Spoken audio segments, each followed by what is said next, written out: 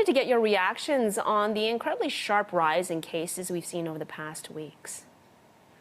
Yeah, I think we have different narratives in terms of whether we need to worry about this or not.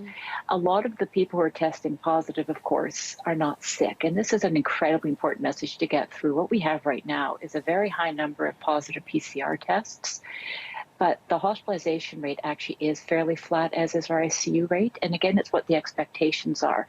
And so I think for the province, one of the things we need to start reporting really accurately is whether or not people are being admitted because of COVID or just with a positive test, because of course everybody gets screened. Anybody with screen positive is reported as an admission. And we also have to be very realistic. It's never going to be zero. It's respiratory tract season.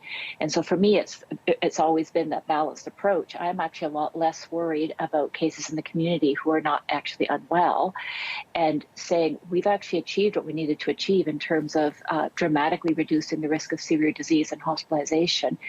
And it's for me time to pivot from testing every asymptomatic person in the community, which isn't really leading to very much. We've got a very vaccinated population. We've got a high degree of protection against severe disease, and shift entirely to focusing on how many patients are being admitted to hospital because they are sick with COVID. And that's a very different number. And if you look at that, it's also a much less alarming number. Okay, so I did want to make it very clear, though, in terms of what you're saying and seeing that in terms of the positive cases, people aren't as sick as they were perhaps with Delta. This is due to vaccinations. Is that correct? Well, I mean, if we look internationally, this strain Omicron is significantly, everything we're seeing from every other jurisdiction is less severe than the others. And there are a variety of reasons why this may be. But what we're clearly seeing, countries with high vaccination rates, countries with low vaccination rates, that it's simply not as severe. It is much more of, well, you've seen the headlines saying, how do you know if you've got a cold or if you've got Omicron? The fact that you're even asking that question, whether you've got a cold or an Omicron, tells us that it's pretty mild. And so for the vulnerable adults who are always at risk of severe disease, I think the vaccinations have made a dramatic difference in reducing the risk of being hospitalized. And that is a very important message all along. The single most important and powerful thing that the vaccines have provided is that reduction in severe disease and hospitalization and the risk of dying from COVID. And this, again, is an important message because I don't think some of us... I mean, vaccines don't make a virus go away. They stop severe disease. And I think that's the message and the balance that we have to try to achieve in our communication. So then how much more important now are booster shots then? I think I was very happy with the NACI recommendations, the National Advisory Committee on Immunizations, that the group that is going to benefit by far and away the most from a booster are those who are vulnerable already. So our seniors, people in congregate care settings, people with a lot of comorbidities, that group for sure is going to benefit.